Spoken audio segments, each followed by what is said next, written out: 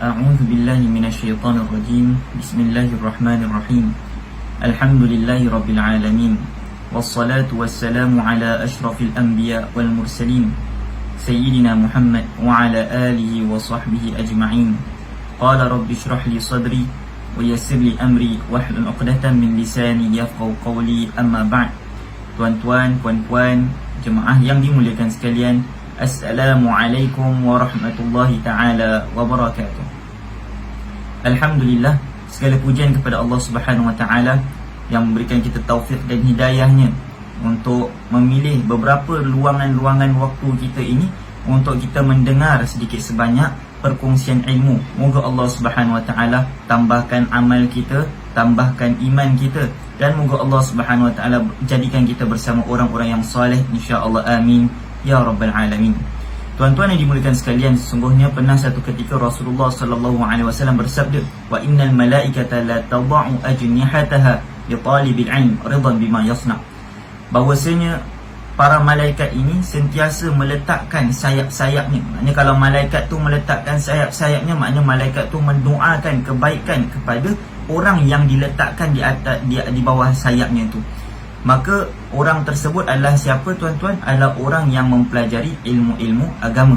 Jadi itulah dia antara kelebihan siapa-siapa yang dengar dan juga mempelajari ilmu-ilmu agama, insya-Allah. Tuan-tuan yang dimuliakan sekalian, insya-Allah pada topik kita pada hari ini tentang fikih kontemporari, kita telah membincangkan tentang hukum-hukum pemakaian, fashion, kita dah cakap tentang material pemakaian, kita dah cakap tentang warna pemakaian, kita pun dah cakap juga tentang kaitan isbal ke tak isbal ke, tentang sikap pemakaian. Dan insya-Allah pada kali ini, pada bulan Ogos ataupun khususlah pada bulan Julai ini sampailah bulan Ogos nanti akan datang, kita akan membincangkan sedikit sebanyak tentang perhiasan di rumah, perhiasan yang merupakan gambar-gambar ataupun mungkin patung-patung, ataupun mungkin anak-anak patung. Mungkin kalau kita tak nak patung, kita tak letak gambar, tapi mungkin kalau kita ni collecting, kalau kita collect mainan yang macam collectibles lah, macam Gundam ke, ataupun mungkin macam patung-patung yang cantik, unik dan sebagainya, kita nak jadikan perhiasan di rumah, boleh ataupun tidak, tu nanti akan kita bincangkan insya-Allah pada bulan Julai yang akhir-akhir ini dan juga bulan Ogos yang akan datang, insya-Allah. Jadi tuan-tuan yang dimuliakan sekalian, nantikan perbincangan kita yang selanjutnya. Jadi insya-Allah pada hari ini kita akan membincangkan topik mengenai gambar, meletakkan gambar di rumah boleh ataupun tidak. Jadi di sini saya akan membincangkan daripada ayat-ayat Al-Quran dan juga hadis-hadis Nabi sallallahu alaihi wasallam dan juga pandangan-pandangan ulama tentang permasalahan ini. Mungkin di antara kita dah dengar dah tentang hukum-hukum meletak gambar ni, tapi tak apa sahaja, kita cuba lihat kembali, kita revise kembali bersama tentang topik ini, insya-Allah. Baiklah tuan-tuan yang dimuliakan sekalian, pertama dan utama sekali, bila kita lihat di dalam Al-Quran, Allah Subhanahu wa ta'ala meletakkan bahawasanya semua perhiasan tu dibolehkan, melainkan kalau ada perkara-perkara yang buat dia tak boleh. Perhiasan semua boleh. Sebab itulah Allah Subhanahu wa ta'ala meletakkan di dalam Al-Quran bahawasanya Allah Ta'ala berfirman, uhilla lakumut tayyibat, kami telah dihalalkan kepada kamu barang-barang tayyibat, barang-barang yang baik. Maksud baik di sini, kalau kita tengok di dalam beberapa kajian-kajian ulama dan juga pepatah bahasa Arab, tayyibat itu ialah semua ma tastalidhuhul anfus, apa yang dapat jiwa ni rasa nikmat terhadapnya. Ini dari sudut bahasa lah, walaupun ayat Al-Quran itu khusus untuk pemakanan halal, dan kalau kita lihat juga, ya tuan-tuan yang dimuliakan sekalian, perkataan tayyibatnya adalah semua perkara-perkara yang dibolehkan. Bahkan di dalam Al-Quran, di dalam ayat yang lain pula, Allah Subhanahu Wa Taala berfirman, qul man harrama zinatallahi allati akhraja li'ibadihi wat-tayyibati minar rizq. Siapa yang mengharamkan perhiasan-perhiasan yang telah Allah Taala berikan kepada hamba-hambanya. Jadi di sini kita dapat nampak bahawasanya semua perhiasan dibolehkan secara umum, secara asal dia, hukum asal dia dibolehkan, melainkan kalau ada perkara-perkara yang buat dia jadi haram. Jadi itulah dia konsep kaedah yang kita kena sematkan dalam pemikiran kita. Jadi tuan-tuan yang dimuliakan sekalian, berganjak daripada konsep tersebut, kita lihat kepada hadis-hadis Nabi SAW yang ada kaitan dengan gambar yang ada kaitan dengan gambar.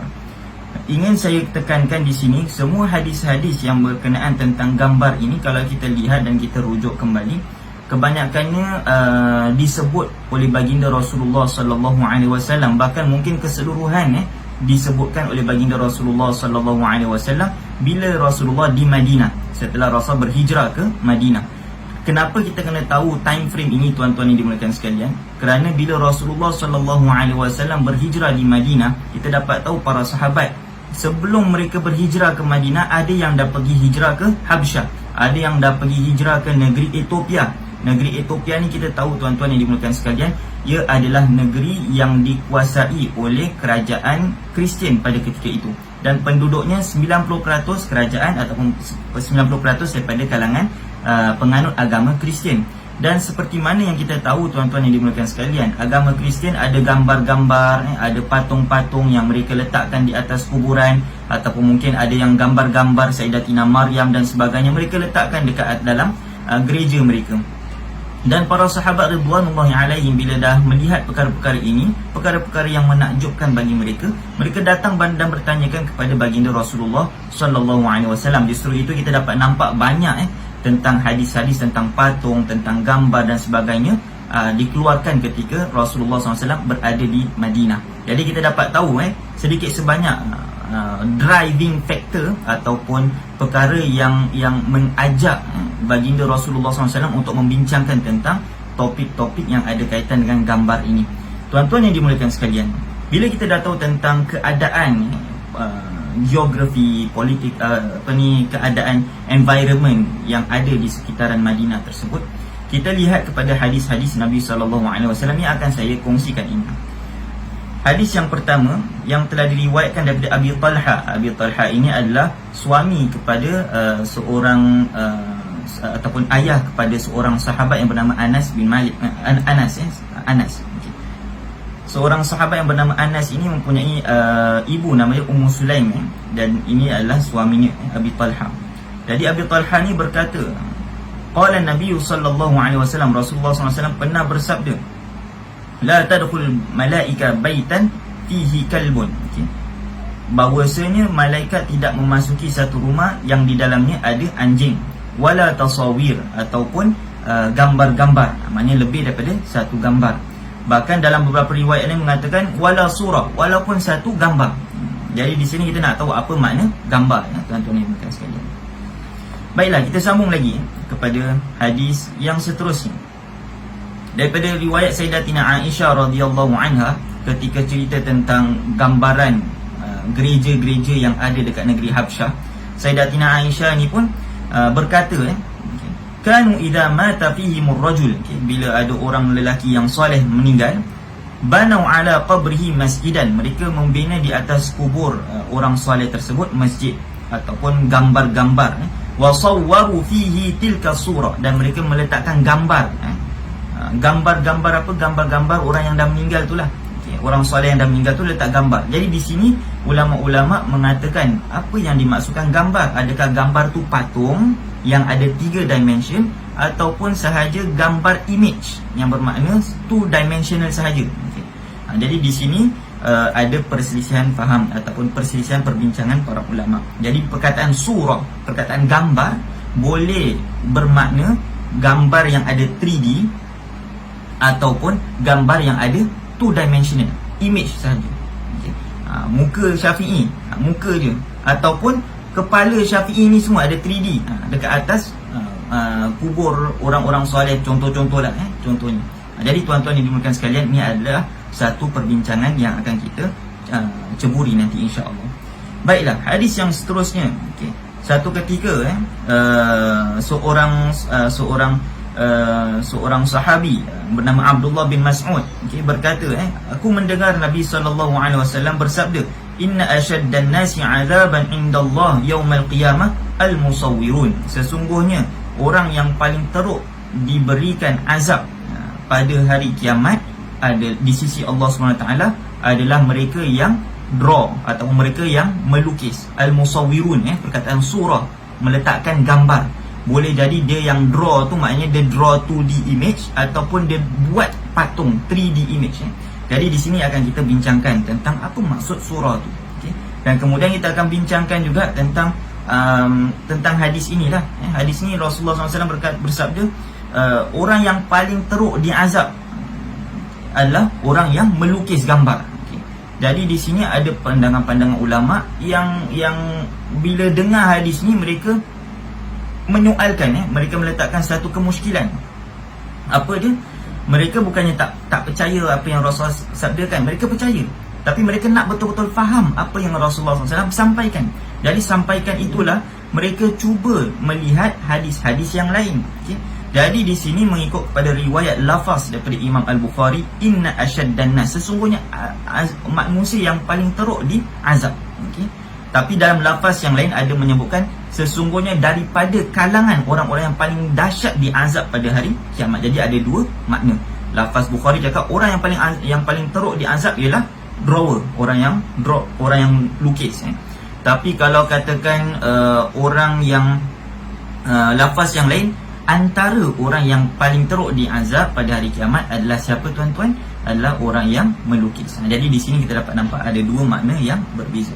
Nah tuan-tuan yang dimuliakan sekalian, daripada pandangan ini kita cuba lihat ulama-ulama nak faham hadis Nabi ni, mereka cubalah kaitkan dengan Al-Quran, ayat Al-Quran yang mana Allah Subhanahu Wa Taala pernah berfirman di dalam surah Saba ayat yang ke-13, a'udzubillahi minasyaitanirrajim. Setelah Allah Subhanahu Wa Taala bincangkan tentang bagaimana kerajaan Nabi Sulaiman, bagaimana jin ataupun makhluk yang dinamakan sebagai jin bekerja untuk kerajaan Nabi Sulaiman alaihi salam, yang mana Allah Ta'ala berfirman di dalam ayat yang ke-13 pada surah Saba, bentuk macam mana khidmat jin ni kepada Nabi Sulaiman. Antara khidmat jin kepada Nabi Sulaiman ni apa? Ya'maluna lahu ma yasha'u min maharib wa tamathil wa jifanin kal jawabi wa qudurir rasiyat. I'malu ala Dawud syukra wa qalilum min ibadiyash syakur. Sadaqallahul azim. Yang membawa erti jin-jin tersebut, makhluk jin ini melakukan kerja-kerja berat untuk kerajaan Nabi Sulaiman alaihissalam. Okay.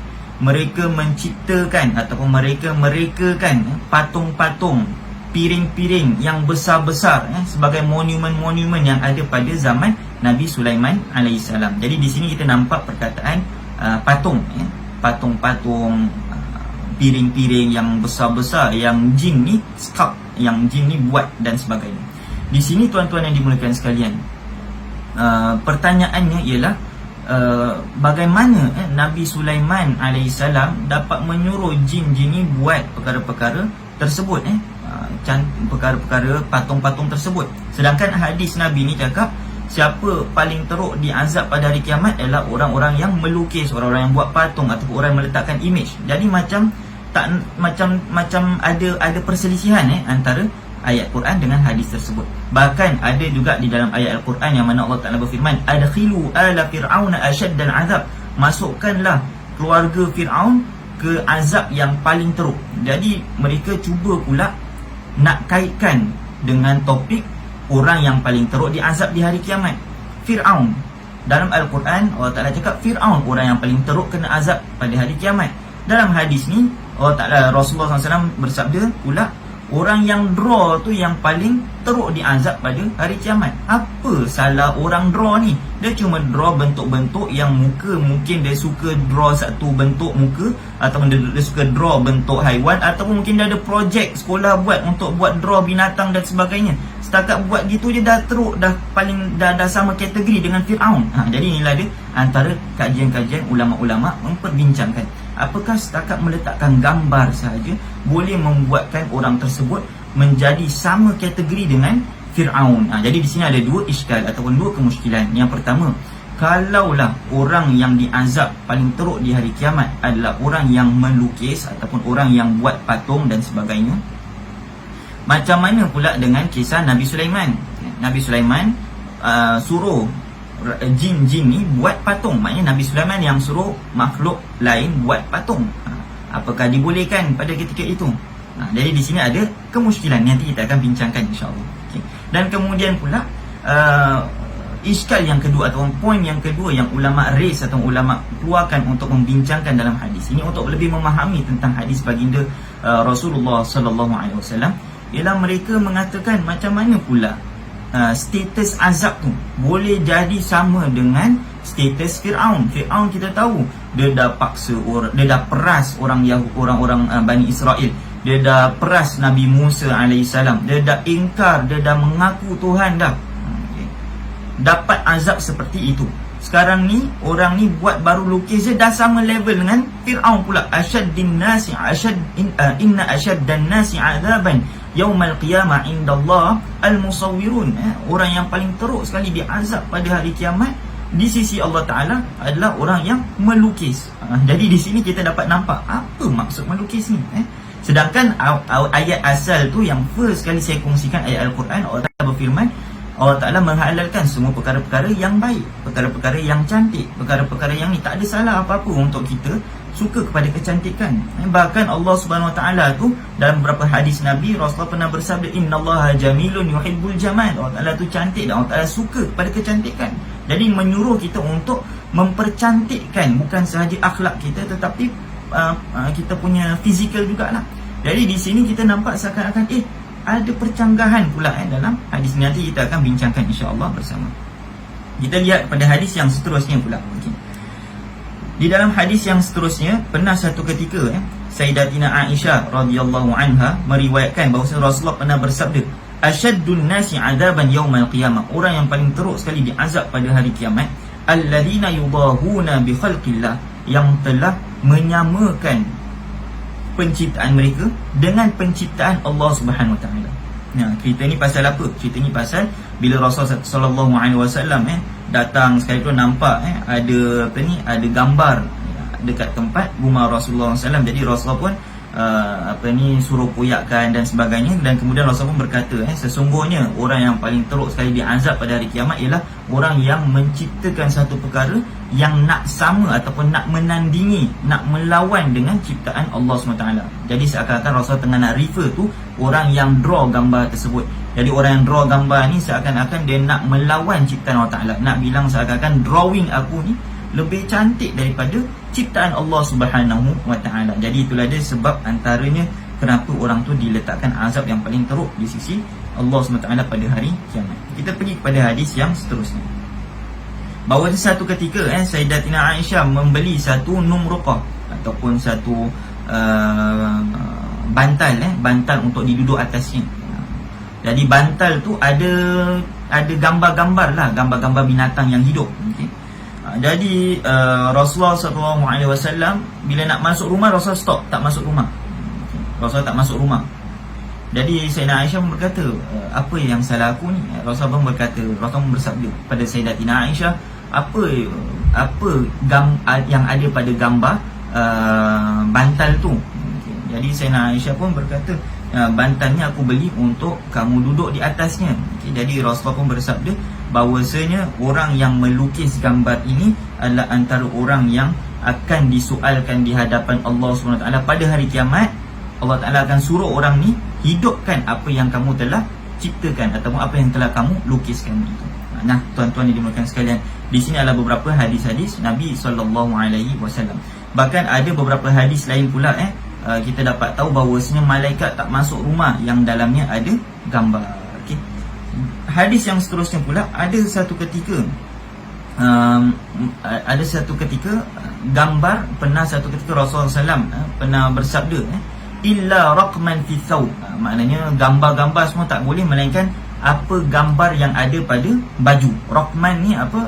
Calitan, lukisan yang bukan kehidupan, yang lukisan yang bernyawa, yang ada pada baju, boleh kita pakai. Jadi di sini kita dapat nampak tuan-tuan yang dimuliakan sekalian, status meletakkan gambar pada satu keadaan, satu baju atau dekat rumah dan sebagainya, ada perbincangan di antara pandangan ulama kita. Jadi tuan-tuan yang dimuliakan sekalian, kita balik kepada beberapa topik perbincangan yang telah saya highlightkan tadi. Yang pertama tentang apa maksud gambar dekat sini. Apakah gambar tu 2D gambar ataupun 3D gambar. Okay. Kemudian yang kedua kita akan bincangkan orang yang buat lukisan gambar ni, yang produce gambar ni, ima gambar 3D ke 2D ke, dia dikategorikan sebagai orang yang paling diazab pada hari kiamat. Paling teruk diazab pada hari kiamat. Sama kategori macam ahli Fir'aun.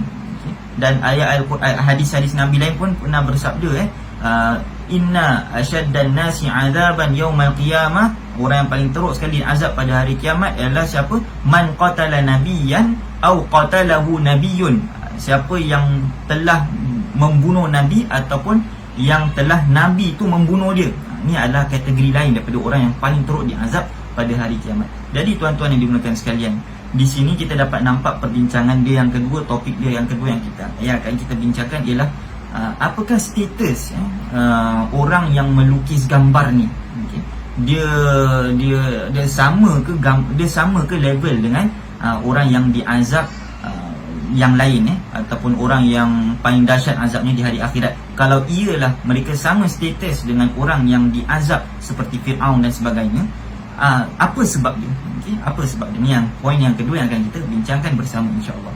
Poin yang ketiga yang akan kita bincangkan bersama ialah hukum meletakkan gambar di rumah. Apakah semua malaikat tak masuk di rumah yang ada gambar?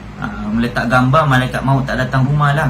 Tak tuan-tuan yang dimuliakan sekalian. Apa jenis malaikat yang tak datang rumah? Jadi itu yang akan kita bincangkan 3 topik ini insya-Allah.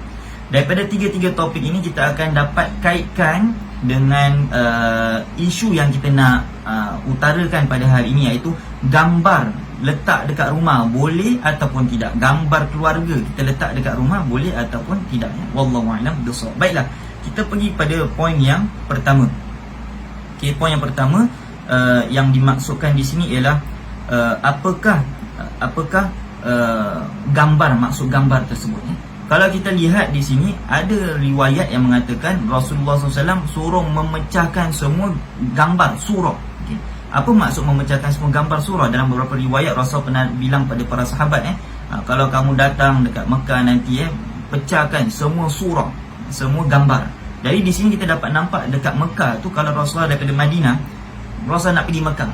Mekah pada ketika itu ramai orang Islam ke ramai orang kafir? Apa agama yang dominan yang ada dekat Mekah pada ketika itu? Ialah penyembahan berhala. Jadi bila Rasul masuk ke Mekah, Rasul cakap pecahkan gambar-gambar. Maksud gambar di sini gambar 2D ke gambar 3D tuan-tuan? Confirm kita akan tahu gambar surah dekat sini ialah gambar 3D, maknanya patung-patung. Okay? Jadi kita dapat tahu di sini penggunaan perkataan Rasul kepada surah ada 2 keadaan. Kadang-kadang surah yang ada 2 image, kadang-kadang ada surah yang ada 3D, 3 dimensional. Boleh jadi gambar, boleh jadi patung. Okay. Baiklah. Tapi kalau kita menggunakan perkataan tamathil, tamathil, timsal. Timsal ni adalah sculpture, sculption, benda yang kita olahkan. Maknanya ada 3D. Di sini kita dapat nampak timsal. Perkataan timsal ni akan always refer kepada patung. Sedangkan perkataan surah boleh refer kepada gambar dan boleh refer kepada patung. Nah, tuan-tuan yang dimuliakan sekalian, samalah juga dengan cerita pasal Sayyidatina Aisyah. Sayyidatina Aisyah kata apa? Bila orang-orang soleh dekat Kanisa ataupun dekat negeri Habsyah tersebut, orang-orang Kristian meninggal, orang soleh daripada kalangan mereka meninggal, mereka akan buat patung-patung.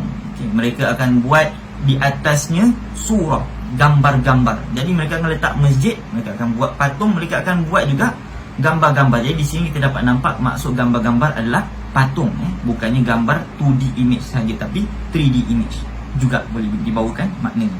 Nah, tuan-tuan yang dimuliakan sekalian, jadi di sini kalau kita lihat dalam beberapa riwayat ulama-ulama mengatakan maksud surah yang malaikat ni tak masuk rumah yang dalam dia ada gambar. Gambar dekat sini bukanlah maknanya gambar yang 2 dimensional sahaja, bukannya 2 gambar yang dikatakan gambar image lah, tapi maksud dia adalah patung, patung tu sendiri, patung yang disembah. Jadi ulama-ulama ada mengatakan apa sebab malaikat ni tak masuk rumah. Jadi kita tahu malaikat yang tak masuk rumah. Poin yang ketiga yang kita nak bincangkan ni ialah malaikat yang jenis apa yang tak masuk rumah. Malaikat yang jenis apa tak masuk rumah ialah malaikat rahmat. Bukan malaikat maut, bukan malaikat cabut nyawa. Malaikat cabut nyawa akan datang. Malaikat mungkar dan nakir pun malaikat raqib dan atid pun akan ada. Malaikat hafazah pun akan ada. Tetapi tuan-tuan yang dimuliakan sekalian, kalaulah katakan yang didatangkan pada rumah tersebut ialah malaikat rahmat. Jadi kaitan dengan perkara ini kita dapat nampak ya tuan-tuan yang dimuliakan sekalian, gambar dekat sini adalah bukannya gambar image tapi gambar patung. Kenapa gambar patung? Sebab gambar patung ni selalunya orang akan sembah patung tersebut. Patung lah, orang akan sembah, orang akan buat perkara-perkara maksiat dan sebagainya. Sebab malaikat rahmat tidak akan masuk rumah yang dalamnya ada maksiat. Jadi kalau rumah kita ada maksiat, malaikat rahmat tak masuk. Jadi kalau kita dalam rumah kita ada patung yang kita puja ataupun gambar yang kita puja dan sebagainya, yang mana ada kaitan dia apa tuan-tuan? Ada kaitan dia memuja, ada kaitan dia maksiat, ada kaitan dia kita mengagung-agungkan gambar tersebut. Ataupun mungkin kita draw gambar tu, kita cakap tengok ni, aku draw gambar ni lagi cantik daripada ciptaan Allah Ta'ala, jadi aku nak bangga-banggakan perkara tersebut, letakkan dekat rumah aku. Ini pun dimaksudkan dalam surah yang dilarang, yang malaikat ni tak akan masuk di dalam satu rumah yang ada gambar ataupun patung tersebut. Yang ada patung tu sebab dia apa? Kenapa malaikat tak masuk? Sebab patung tu membuatkan orang jauh daripada Allah Subhanahu Wa Ta'ala. Jadi kita kalau lihat dengan hukum akal pula tuan-tuan yang dimuliakan sekalian, kita dapat nampak kalaulah permainan budak-budak wanita, lu'bal banat, seperti mana yang telah disebutkan dalam beberapa riwayat daripada kalangan ulama kita, patung-patung yang dimain oleh budak-budak is exclusive, dah istisna ataupun telah terkecuali daripada hukum ni. Maknanya kalau patung-patung anak-anak kecil, soft toy dan sebagainya, budak-budak main dan sebagainya, kita letak dekat rumah kita, letak dekat dalam bilik kita kan dan sebagainya, malaikat tetap akan masuk juga. Sebab yang dimaksudkan yang malaikat tak masuk ialah rumah yang patung tu disembah, patung tu dipuja. Jadi kalau patung tu tak dipuja, tak di apa-apa, antaranya ialah patung-patung lu'bil banat, doll dan sebagainya yang anak-anak wanita kecil main-main dan sebagainya, itu tak ada masalah apa-apa. Jadi tuan-tuan dimuliakan sekalian, di sini kita dapat nampak iskal yang pertama surah ni ialah bukannya maknanya gambar tetapi maknanya patung, dan bukannya maknanya gambar dan patung saja, tetapi yang dimaksudkan ialah gambar dan patung yang dipuja, yang dijadikan syirik kepada Allah SWT, yang dijadikan sebagai sembahan selain daripada Allah SWT. Maka pada ketika itu gambar atau patung yang ada kaitan dengan maksiat, malaikat tak masuk. Inilah yang dimaksudkan daripada hadis Nabi SAW. Bukannya semua gambar lah, bukan semua gambar, tapi gambar yang ada bentuk maksiat dan sebagainya. Mungkin kalau kita lihat pula ya tuan-tuan yang dimuliakan sekalian, ada riwayat lain pula Rasulullah SAW suruh Sayyidina Aisyah koyak-koyakkan gambar image lah, image yang ada dekat rumahnya, dekat tempat ada yang mengatakan sitar ataupun ada yang mengatakan sebagai langsir, koyak-koyakkan langsir tersebut. Bila Sayyidina Aisyah dah koyak-koyakkan langsir tersebut, ada gambar tu lagi tak? Ada gambar tu lagi. Tapi Sayyidina Aisyah tak buang gambar tersebut. Sayyidina Aisyah tak dispose. Sayyidina Aisyah buat apa? Sayyidina Aisyah buat dia jadi bantal, buat dia jadi tempat sandar, buat dia jadi tempat dipijak dan sebagainya. Gambar tu ada lagi tak? Ada lagi. Jadi permasalahan kita tengah nak bincangkan tentang gambar tersebut. Okay? Jadi gambar tu masih lagi ada, cuma telah diletakkan sebagai tak ada harga, letak sebagai tempat pijak, tempat baring dan sebagainya. Jadi tuan-tuan yang dimuliakan sekalian, di sini kita dapat nampak isu dia bukan pasal gambar tersebut, tapi isu dia sebab yang ada kaitan dengan sikap yang datang dengan gambar tersebut. Sikap yang datang dengan gambar, kadang-kadang gambar okey, gambar ibu, katakan gambar ibu, tak ada masalah apa-apa. Gambar ibu tutup aurat, gambar ibu ada dekat rumah dan sebagainya. Dan kemudiannya tuan-tuan yang dimuliakan sekalian, gambar ibu tu pun kita tak puja dan sebagainya. Jadi dia tak ada termasuk dalam permasalahan perbincangan ulama-ulama kita yang mengharamkan perkara tersebut. Nah tuan-tuan yang dimuliakan sekalian, di sini kita dapat nampak bahawasanya gambar ni adalah image, bukannya patung. Dan gambar image atau patung ni tidak associatekan dengan sikap mensyirikkan Allah Ta'ala ataupun sikap memaksiatkan Allah Subhanahu Wa Ta'ala. Contohlah kita ada gambar, tapi gambar tu buka aurat, pun malaikat tak masuk dalam rumah walaupun kita tak menyembah gambar tersebut. Kita ada anak patung ataupun kita ada mainan tu mungkin buka aurat dan sebagainya, atau mendedahkan. Ada kadang-kadang figurines ataupun bahan-bahan mainan ni dia terlampau detail sangat sampai orang nampak ni macam wanita betul dan sebagainya, mendatangkan gairah bila dilihat dan sebagainya, pada ketika itu pun adalah maksiat, membuatkan malaikat tak masuk dalam rumah. Baiklah tuan-tuan yang dimuliakan sekalian, ini topik yang pertama. Isu yang kedua pula, orang yang melakukan azab ataupun orang status azab orang yang sama dengan Fir'aun adalah orang yang melukis. Di sini kita dapat nampak apa yang dimaksudkan di sini ialah orang yang melukis tu bukannya orang yang lukis-lukis aja. Bukannya kerana buat projek, buat lukis, saya tengok dah sama azab dengan Fir'aun. Tidak ya tuan-tuan dimuliakan sekalian. Yang dimaksudkan dengan lukis di sini adalah lukis untuk disembah. Maknanya orang yang buat patung untuk disembah, orang yang buat gambar untuk disembah, dan kemudian dia sell pula, dia kasih orang lain. Jadi orang pun mensyirikkan Allah Subhanahu Wa Taala. Jadi disebabkan itulah dia dapat dosa yang berlipat kali ganda. Banyak ni seperti mana orang yang lain yang melakukan azab melakukan perkara syirik kepada Allah Subhanahu Wa Taala. Nah tuan-tuan dan sekalian, jadi inilah dia isu yang kedua tentang maksud gambar di sini adalah orang yang melukis, membuat bahan-bahan sembahan yang selain daripada Allah Subhanahu Wa Taala. Dosanya tu, azabnya luar biasa. Okay. Perkara yang ketiga tuan-tuan dan puan sekalian, tentang malaikat masuk rumah ke tak masuk rumah, telah kita kongsikan tadi bila kita membincangkan tentang permasalahan yang pertama, insya-Allah.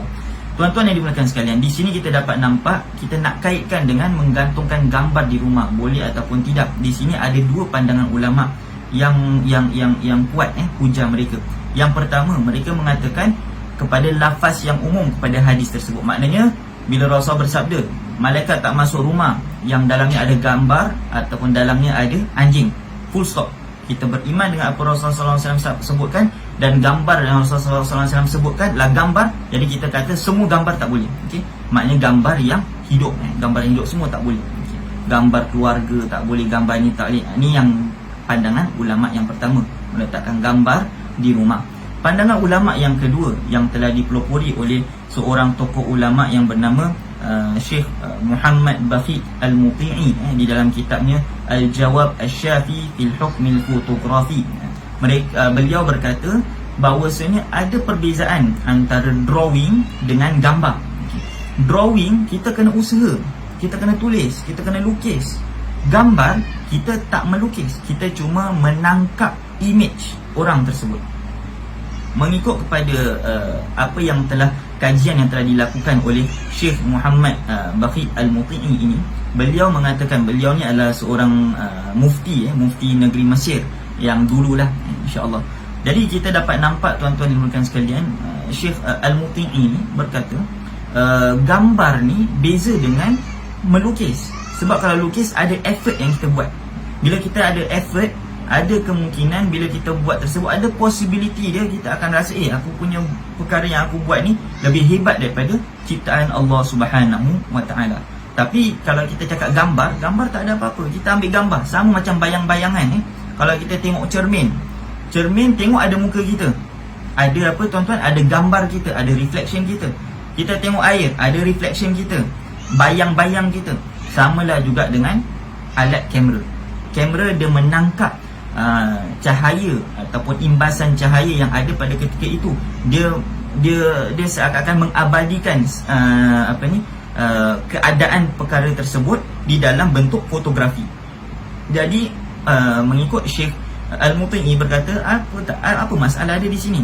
Ini bukannya dalam bab melukis supaya nak menunjukkan aku punya lukisan ni lebih hebat daripada penciptaan Allah Ta'ala, yudahi khalqillah. Tak ada, aspek tersebut tak ada. Dia cuma menangkap gambaran je. Ini mengikut pandangan Syekh Al-Muti'i. Dan Syekh Al-Muti'i pula berkata yang dimaksudkan dengan surah dekat situ, dekat tempat, dekat hadis tersebut, bukannya maknanya gambar, tapi ialah patung yang disembah. Jadi di sini kita dapat nampak bahawasanya gambar tu dibolehkan.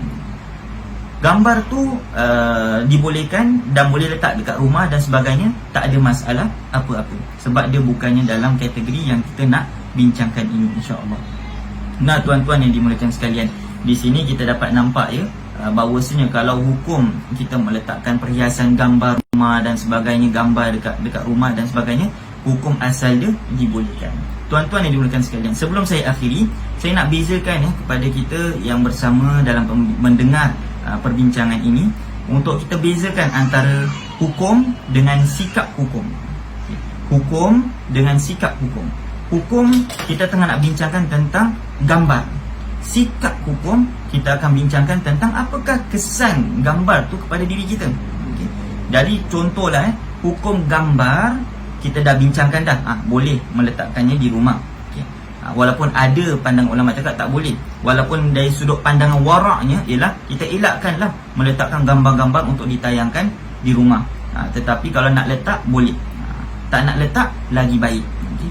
Di sini tuan-tuan yang dimuliakan sekalian, sikap hukum ni macam mana pula? Sikap hukum ni kadang-kadang gambar tu tak ada masalah apa-apa. Tapi mungkin kalau orang yang kita sayang dalam gambar tu telah meninggal dunia, kita tengok-tengok, kita cakap, alah kenapalah kau pergi dulu, kenapalah kau mati dulu.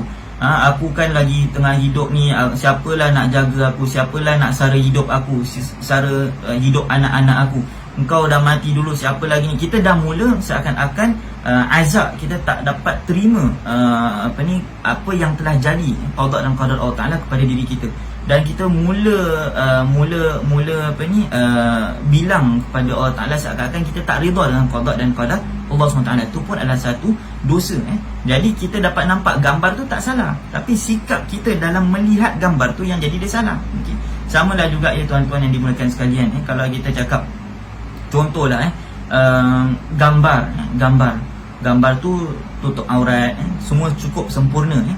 Kita pun tengok, kita asyik-asyik tengok, dan kemudian kalau kita tengok dia datangkan semangat nak solat dan sebagainya, sampai kan kita mula memuji gambar tersebut dan sebagainya. Di sini kita dapat nampak tuan-tuan dan sekalian, sikap kita yang gambar tu tak boleh. Bukannya gambar tu tak boleh, tapi sikap kita terhadap gambar tersebut. Berbeza juga tuan-tuan dan puan sekalian, kalau gambar tu memanglah terbuka aurat dia.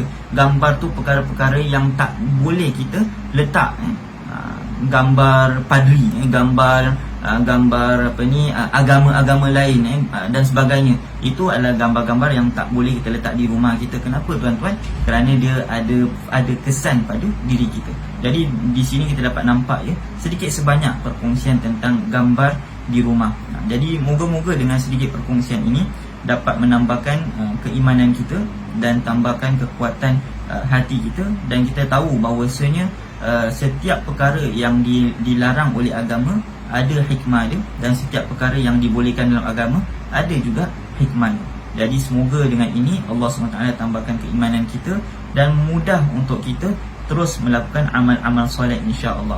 Jadi sebagai rumusan sebelum saya akhiri, yang pertama kita dapat tahu pada hari ini hadis-hadis tentang gambar, perbincangan-perbincangan yang ada kaitan dengan gambar.